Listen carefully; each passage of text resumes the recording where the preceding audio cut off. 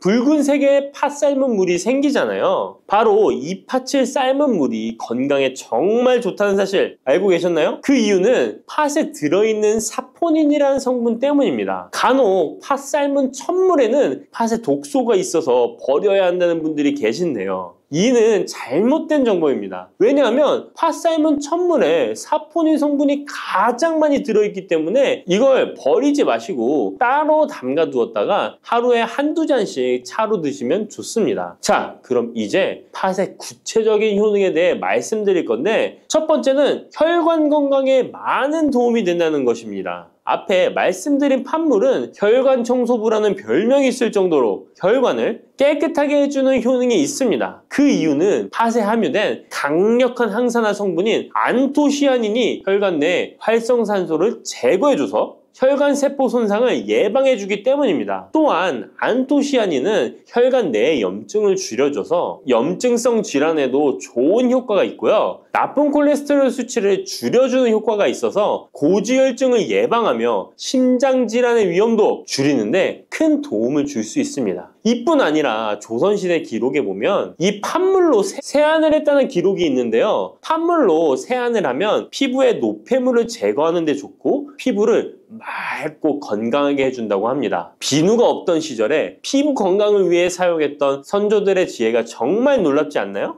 당뇨병의 개선에 도움을 준다는 것입니다. 2014년에 발표된 한 연구에서 팥을 섭취하는 것이 2형 당뇨병 환자의 혈당 수치와 인슐린 저항성을 개선하는데 도움이 되는 것으로 보고가 됐습니다. 이 연구에서는 4주 동안 매일 팥을 섭취한 결과 당뇨 환자들의 공복 혈당 수치가 무려 평균 19.5% 감소하였고 인슐린 저항성 또한 줄어든 것으로 나타나서 당뇨가 있거나 당뇨 예방이 필요하신 분들은 꼭 팥을 꾸준히 드셔보시기 권해드립니다. 세 번째 팥의 효능은 몸의 부종을 제거하고 다이어트에 도움을 주는 것입니다. TV에서 연예인들이 이 팥으로 다이어트를 해서 효과를 봤다고 했던 적도 있었고요. 한의학 책 중에 본초 강목에 보면 팥을 오랫동안 먹으면 여위고 마르기 때문에 살찐 사람이 먹는 것이 좋다라는 내용이 나옵니다. 그래서 한의원에서 다이어트 처방을 할 때도 팥을 쓰는 경우가 많이 있는데요. 그 이유는 바로 팥에 들어있는 칼륨 때문입니다. 팥에는 쌀의 10배 이상, 바나나에 약 4배 이상의 칼륨이 들어있는데요. 이 칼륨이 몸 안에 나트륨 배출을 도와서 당뇨 환자들의 신장 부담을 줄여주고 혈압 상승을 억제해주는 효능이 있고요. 또한 이뇨작용이 있어서 이를 통해 부종을 줄여줄 수가 있습니다. 그래서 우리가 보통 물살이라고 부르는 잘 부으면서 살이 찌는 분들은 다이어트에 이 팥을 이용하시면 효과를 볼 수가 있습니다. 그래서 그에 대한 연구 결과도 있었는데요. 실험주에 팥 추출물을 먹였더니 근육 손실 없이 체지방 함량이 30% 이상 줄었고 몸무게도 37%나 감소했다고 합니다. 사람과 똑같을 수는 없지만 분명히 팥이 체중 감량에 도움이 된다는 결과라고 볼 수가 있습니다. 네 번째, 팥의 효능은 변비를 개선하는 데 도움을 주는 겁니다. 팥에는 사포닌뿐 아니라 많은 식이섬유가 들어있기 때문인데요. 사과에 비해서 약 10배나 많은 식이섬유가 들어있습니다. 그래서 팥을 섭취하게 되면 이 식이섬유가 장 운동을 활발히 하고 대변을 부드럽게 만들어 배변을 원활하게 해줄 수 있고요. 또한 이 식이섬유는 장에 있는 유익균들에게 풍부한 먹이를 제공해주기 때문에 장내 유익균의 증식에도 직접적으로 효과를 줍니다. 이를 통해서 장의 전반적인 환경을 좋게 바꿔줄 수가 있고 이것은 몸의 면역력 향상과도 연결되어 있기 때문에 우리가 프로바이오틱스를 복용할 때도 팥을 함께 드셔보면 그 효과가 커지는 것을 느끼실 수가 있을 겁니다. 5번째 팥의 효능은 탈모 예방에 도움을 준다는 것입니다. 나이가 들면서 머리숱이 점점 없어져 고민하시는 분들 정말 많은데요. 팥과 함께 천연 탈모약이라 불리는 수수를 함께 드신다면 탈모 예방에 큰 도움을 받을 수 있습니다. 그 이유는 바로 팥과 수수에 들어있는 비오틴이라는 성분 때문인데요. 이 비오틴은 모발의 모공에서 자라는 단계부터 필요하고 손상된 머릿결이 재생되는 데까지 관여하는 정말 중요한 성분입니다. 건강한 머릿결을 만드는데 꼭 필요한 성분이라고 할 수 있습니다. 비오틴이 몸속에서 부족한 현상이 나타나면 머리카락이 얇아지면서 많이 빠지게 되고, 또한 두피가 건조해지고 가려움증이 생기면서 탈모를 가속화할 수 있습니다. 그런데 팥에는 이 비오틴뿐 아니라 모발 성장에 도움이 되는 아미노산이 풍부하고 수수에는 미네랄 성분이 풍부하여 머리카락을 건강하게 유지하는 데 직접적으로 도움을 주게 되고요. 또한 팥과 수수에 함유된 항산화 물질들이 머릿결을 상하게 하는 자유 라디칼 성분을 중화해 주어 머리카락 건강에 큰 도움을 주는 것입니다. 6번째 팥의 효능은 우리나라 사람에 꼭 필요한 탄수화물 소화를 돕는다는 것입니다. 이는 팥에 함유되어 있는 비타민 B의 역할 때문인데요. 비타민 B는 탄수화물, 단백질, 지방을 에너지로 변환하여 우리 몸을 충전해주는 역할을 합니다. 또한 신경 전달 물질인 뉴로트랜스미터의 합성에 관여해 뇌신경을 건강하게 하는 데에도 도움을 줍니다. 팥을 잘 섭취하면 뇌를 건강하게 해주어 치매 예방에도 도움이 되는 것입니다. 자, 앞에서 팥과 함께 먹으면 좋은 음식이 수수가 나왔는데요. 하나 더 말씀드릴게요. 바로 호박입니다. 호박은 기본적으로 여러 영양성분이 풍부하지만 호박에는 비타민 B가 없어서 호박과 팥을 함께 드시면 서로의 부족한 부분을 채워줄 수가 있고요. 또한 호박에도 소화 기능을 개선해주는 기능이 있어서 팥과 함께 드시면 시너지 효과가 있고요. 그리고 팥처럼 호박에도 이뇨작용이 있는데요. 팥과 호박의 이뇨작용은 과정이 약간 다릅니다. 팥은 몸속의 부종, 노폐물과 독소를 빨아들여서 배출하는 이뇨작용을 하는 것이고요. 호박은 신장에서 만들어지는 호르몬의 분비를 억제하여 이뇨작용을 촉진하게 되는데, 이렇게 되면 신장에 과다하게 축적되는 수분을 배출하는 역할을 해줄 수가 있어서 더 도움이 될 수 있습니다. 7번째 팥의 효능은 빈혈을 개선하는 데 도움을 주는 것입니다. 보통 우리 몸에 철분이 부족해지면 빈혈 증상이 나타나죠. 빈혈로 인해 어지러움, 두통, 체력 저하 등의 증상이 나타나게 되는데, 팥에는 앞에서 얘기한 단백질, 식이섬유, 칼륨, 비타민, 비오틴뿐만 아니라 바로 칼슘과 철분 또한